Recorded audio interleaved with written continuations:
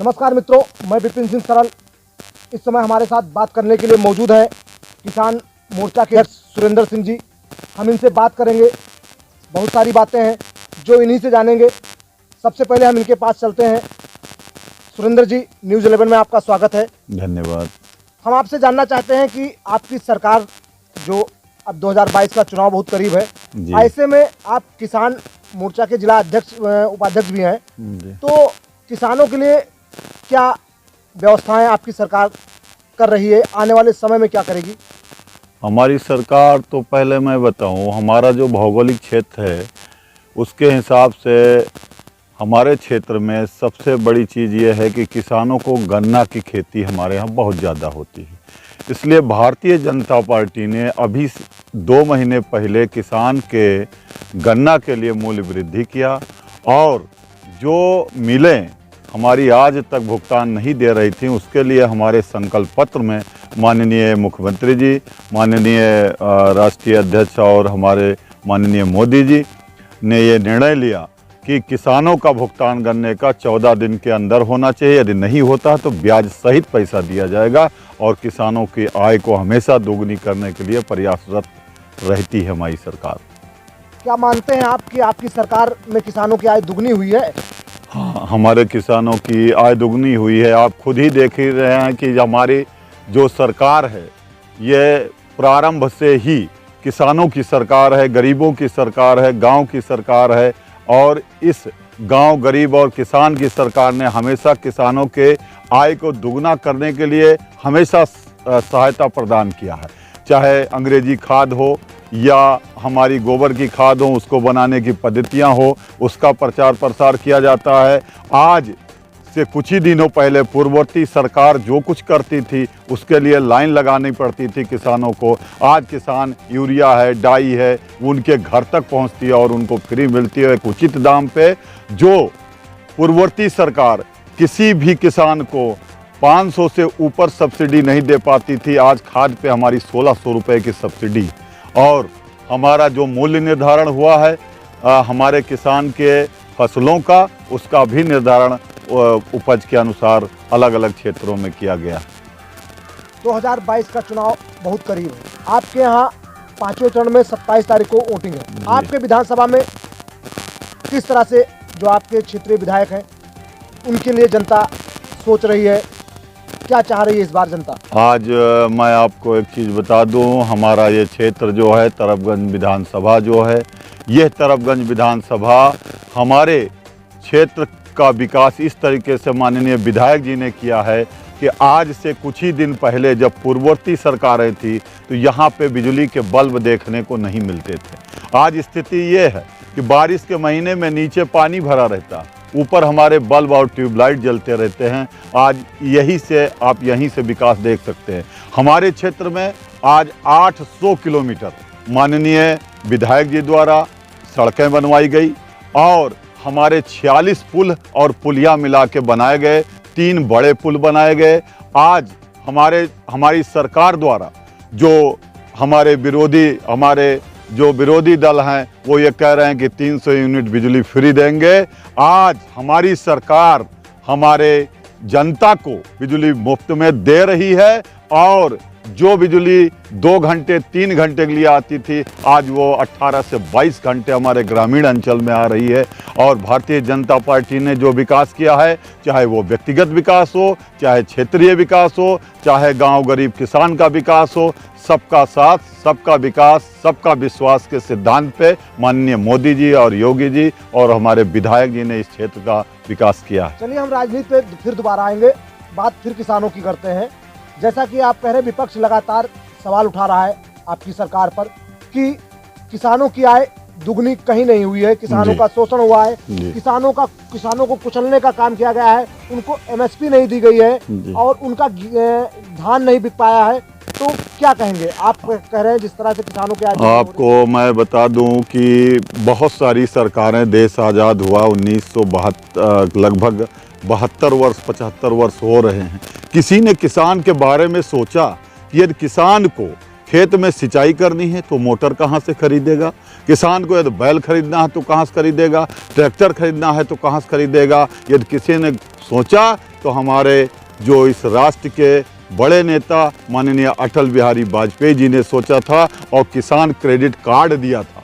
उसी दिन से भारतीय जनता पार्टी किसानों की आय को दोगुना करने के लिए हमेशा तत्पर रहती है और प्रयासरत रहती है और आज भी है। चाहे गन्ने की फसल हो, चाहे एमएसपी की बात आप कर रहे हैं, चाहे फसल मूल्य निर्धारण हो, चाहे आलू की फसल हो, गन्ने की हो, धान की हो, गेहूं की हो। हमारे यहाँ छोटा पूरे तरफगंज में, तरफगंज विधानसभा की मैं बात करता हूँ, हमारे पूरे तरफगंज विधानसभा में 47 तौल केंद्र लगे थे, जिसमें से 4 खराब होने की वजह से बाकी तौल केंद्र चले हैं और सभी तौल केंद्रों पे बाकायदा तौल हुई है, किसानों को उनका भुगतान मिला।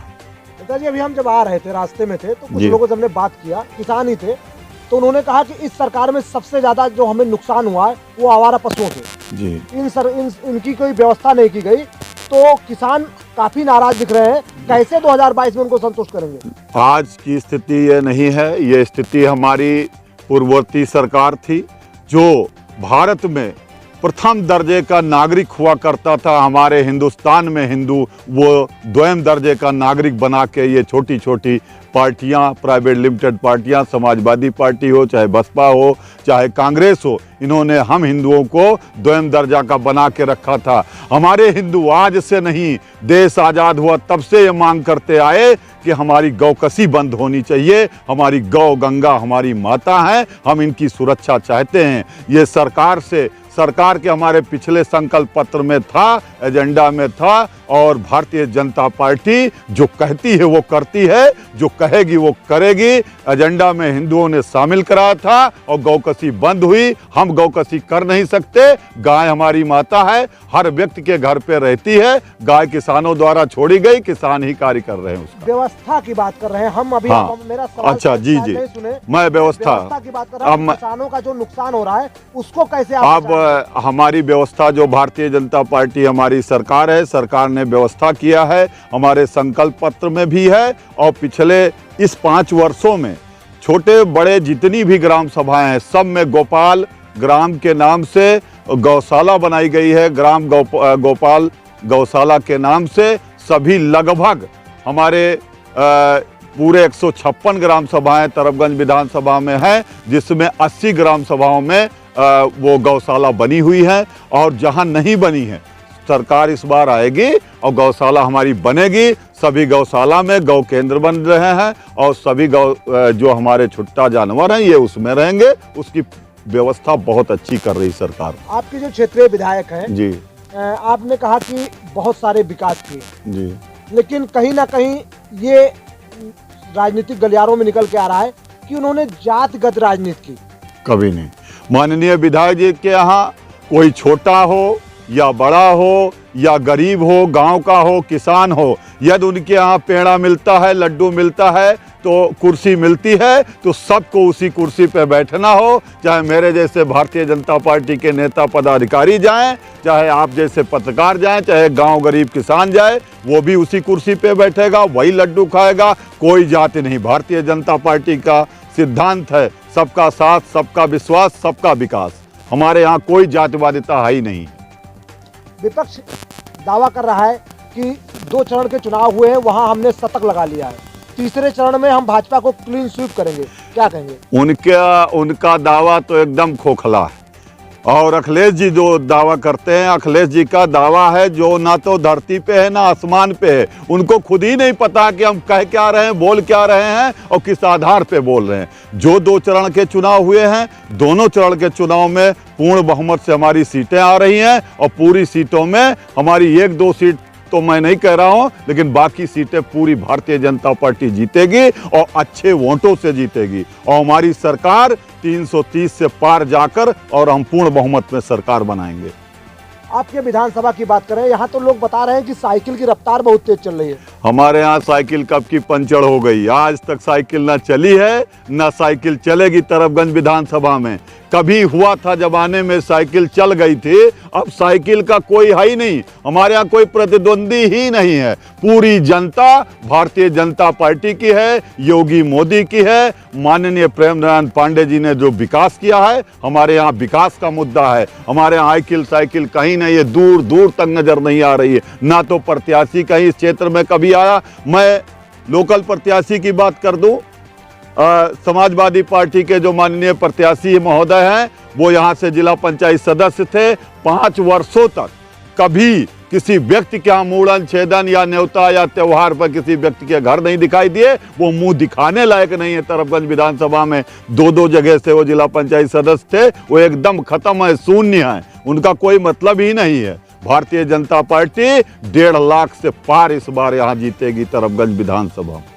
तरफगंज विधानसभा की बात करें तो यहाँ पे ठाकुर बाहुल्य मतदाता है, बाहुल बताया जाता है क्षेत्र भी। तो इस बार ठाकुर 2 ब्राह्मण प्रत्याशी जो बड़े चेहरे हैं, भारतीय जनता पार्टी से प्रेमनारायण पांडे जी हैं, जो कि पुनः दोबारा विधायकी पे अपना दावेदारी पेश कर रहे हैं, और वहीं रामभजन चौबे जी साइकिल से आ रहे हैं। लेकिन ठाकुर मतदाता जो है वो कंफ्यूजन में है, वो किसकी तरफ जा रहा है? मेरे जो भारतीय जनता पार्टी है, भारतीय जनता पार्टी के सभी कार्यों से, भारतीय जनता पार्टी के संकल्प से और माननीय विधायक जी के सहयोग से यहाँ कोई ठाकुर किसी भी पार्टी में नहीं है, केवल भारतीय जनता पार्टी का और माननीय प्रेम नारायण पांडे जी के साथ है। प्रत्येक क्षत्रिय, प्रत्येक ठाकुर प्रथम हिंदू है, प्रथम वो भारतीय है, और जो राष्ट्रवादी व्यक्ति है वो भारतीय जनता पार्टी को कभी नहीं छोड़ सकता है। आने वाली 27 तारीख को कमल की बटन दबेगी और हर क्षत्रिय प्रेम नारायण पांडे को जिताएगा 1.5 लाख से पार। एक तीखा सवाल है, तीखा इसलिए है कि कभी आप साइकिल पे सवार थे जी, क्या वजह है जो आपने क्यों सिर्फ भाजपा को ही पसंद किया? भारतीय जनता पार्टी एक राष्ट्रवादी पार्टी है। जो व्यक्ति, जो मानव, जो प्राणी आज अपने भारतीय संस्कृति, भारतीय सभ्यता और भारतीय इतिहास के प्रति अपनी वेदना रखता है, अपनी रुचि रखता है, वो समाजवादी पार्टी में नहीं जाएगा। समाजवादी पार्टी एक जातवादी गुंडों का संगठन है, जो आतंकवादियों का हमेशा गिरोह रहा और वो उन्हीं का सपोर्ट करता है। और मैं जब था तो उसमें यही आतंकवादी हमको विचारधारा में, हमारी विचारधारा को मानने को तैयार नहीं थे। मैं माननीय मोदी जी और योगी जी के विचारधारा से ओतप्रोत होके मैंने भारतीय जनता पार्टी को ज्वाइन किया, जो एक राष्ट्रवादी संगठन है, मानववादी संगठन है, जो हम लोगों की संस्कृति और सभ्यता को पुनः वापस लाया है और जीवित किया है। अगर 2022 में आपकी सरकार बनी तो मुख्यमंत्री कौन होगा? हमारे ये तो शीर्ष नेतृत्व का कार्य है, मुख्यमंत्री कौन होगा। और हमारे यहाँ तो सब आपको प्रदर्शित है, सब कुछ दिख रहा है, ये कहने की कोई बात ही नहीं।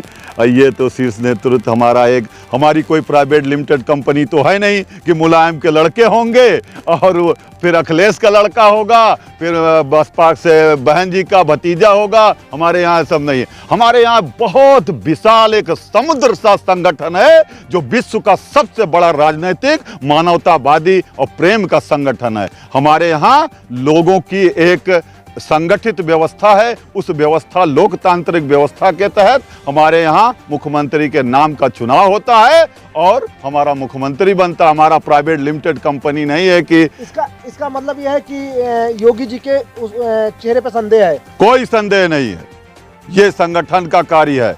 ये संगठन हमारा शीर्ष नेतृत्व इसका नेतृत्व करता है, वो इसका पूर्ण निर्णय लेगा। बाकी योगी जी के चेहरे पे कोई संगठन का व्यक्ति, कोई भी मानव, कोई भी व्यक्ति तरफगंज विधानसभा ने पूरे उत्तर प्रदेश में संदेह नहीं करता है। योगी जी जैसे कर्मठ व्यक्ति, योगी जी जैसे सन्यासी, उनके लिए तो कोई शब्द ही नहीं है, कोई पर्यायवाची ही नहीं बनी है कि उनकी तुलना में हम पर्यायवाची लगाकर उनकी तुलना करें। ऐसे महान संत जो हमारा सौभाग्य है कि हमारी लीडिंग करते हैं, हमारा नेतृत्व करते हैं। 2022 में 25 मार्च को आपके यहाँ 27 मार्च को आपके यहाँ चुनाव होने, कैसा रहेगा आपका विधानसभा? हमारी विधानसभा में बहुत शांति रहेगी, बहुत शांति से चुनाव होगा। लोग पढ़ी लिखी जनसंख्या है हमारे यहाँ, ये लोग पोलिंग पे सुबह जाएंगे और 27 मार्च को कमल कि बटन दबाकर माननीय विधायक जी को विधायक बनाया जाएगा और माननीय योगी जी को मुख्यमंत्री बनाया जाएगा। बाकी संगठन का कार्य है वो आगे कार्य करता रहेगा, हम लोग जुड़े हमेशा। कुछ विकास ऐसे हैं जो आपके क्षेत्र में नहीं हुए हैं, तो क्या अगर आपके विधायक, क्षेत्रीय विधायक पुनः रिपीट किए और सरकार बनी तो क्या उसको कराने का काम जी करेंगे? जो कार्य अधूरा रह गया है, जैसे हमारे क्षेत्र में तरफगंज विधानसभा में माझा क्षेत्र में कुछ जगह विद्युतीकरण नहीं हो पाया है, उनका विद्युतीकरण होगा। हमारे कैथी घाट का पुल नहीं बन पाया था, वो पुल भी बनेगा और 84 कोस परिक्रमा मार्ग बनने जा रहा है जो बहुत ही अतिशीघ्र शुरू हो जाएगा और हमारे यहाँ का सबसे बड़ा रोजगार बढ़ेगा। अभी बगल में आपके यहीं पे कारखाना एक बहुत बड़ा बन रहा है जिसमें लगभग हमारे क्षेत्र के 3 से 4 लाख एम्प्लॉय होंगे जिनको एम्प्लॉयमेंट मिलेगा, रोजगार मिलेगा। हमारे पढ़े लिखे भाइयों को वहाँ पे रोजगार मिलेगा, अनपढ़ को भी रोजगार मिलेगा, एक मजदूर को भी रोजगार मिलेगा, गांव गरीब को भी रोजगार मिलेगा और 84 कोस परिक्रमा मार्ग बनते ही माँ वाराही का स्थान सुंदरीकरण होगा और माँ भगवान बाराह का स्थान सुंदरीकरण होगा, जिससे हमारे यहाँ रोजगार इतना उत्तम होगा कि अब आपको हम क्या बताएं, कम से कम 10 से 15 लाख लोग यहाँ से लेके अयोध्या तक रोजगार पाएंगे। अभी आप सुन रहे थे, ये थे हमारे साथ बात कर रहे थे सुरेंद्र जी जो कि भाजपा नेता हैं। इन्होंने कहा कि 2022 में पूर्णतः सरकार हमारी बनेगी, हमारे यहाँ के जो क्षेत्रीय विधायक हैं प्रेम नारायण पांडे जी वो जीतेंगे और हम लोगों का पूर्णतः समर्थन है